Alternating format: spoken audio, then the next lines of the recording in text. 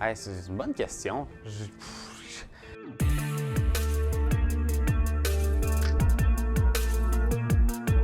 Ben, en fait, pourquoi être courtier en 2021? Je pense qu'une des qualités des courtiers qui ont perduré à travers le temps, c'est ceux qui ont été toujours capables de se réinventer malgré les nouvelles tendances. Parce qu'il faut quand même se dire que il y a toujours eu des courtiers que ça fait 20, 30 ans qu'ils sont là. Puis c'est des courtiers qui ont été capables aujourd'hui d'arriver avec des publicités Facebook, autant que c'était des courtiers qui mettaient des annonces dans le journal tout le temps avant.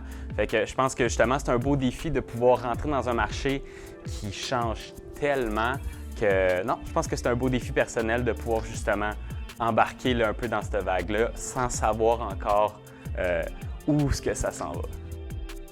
Mon intérêt pour devenir courtier immobilier, je pense que c'est venu un peu tout seul.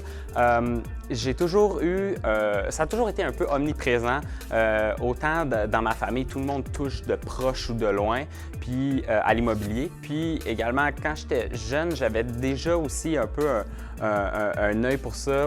Pour une raison que j'ignore, ça a vraiment toujours été attirant pour moi. Je me souviens, à 15 ans, j'appelais dans des listings pour voir si je pourrais venir faire une visite, tout ça. Puis ce qui est ridicule, parce que quand on y pense, je ne pouvais même pas acheter. Mais j'ai toujours eu le monde qui est en arrière de moi pour me pousser, pour continuer sur des projets comme ça. Fait que je pense que ça m'a aidé justement d'avoir un œil assez jeune pour ce genre de projet-là. Fait que je pense que c'est juste que ça m'a toujours excité plus profond de moi, là. Je pense que ma plus grande force, c'est je suis vraiment quelqu'un qui est excité par ça, passionné par ça. Puis même avant d'aller vers le courtage, à chaque fois que j'avais quelqu'un dans mon entourage qui parlait de peut-être penser, acheter ou voir quelque chose, j'étais quasiment plus excité que la personne, puis je trouvais les trucs, puis j'essayais de sortir toutes les informations, puis je suis bon pour trouver justement la petite information qui peut aider des fois comme dans une négociation, des trucs comme ça. Donc je pense que ça, c'est définitivement une force du côté de j'aime ça, donc je vais plus loin peut-être que, mettons, quelqu'un qui fait ça un peu là, de loin, puis qui regarde, puis que c'est comme, ouais, c'est drôle. Si je ne serais pas courtier, je serais quoi?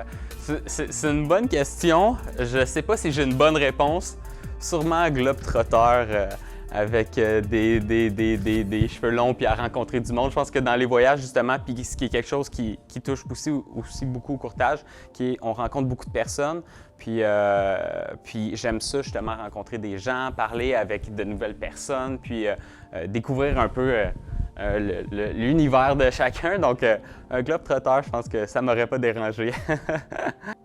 Pourquoi que je pense qu'en 2021, avec un marché qu'on a comme en ce moment, on devrait faire affaire avec un courtier?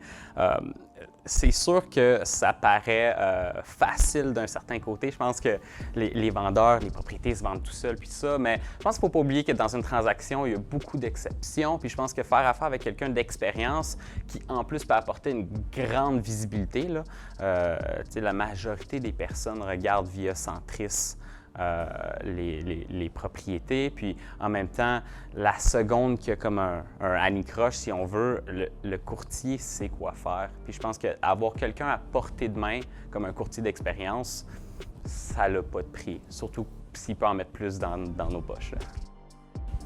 Donc, ce que je pourrais apporter à l'équipe, définitivement, je pense que le fait justement d'être un peu plus jeune puis d'interagir beaucoup avec les réseaux sociaux. Puis ça m'apporte un certain plus que je pense qui peut être bénéfique pour tout le monde.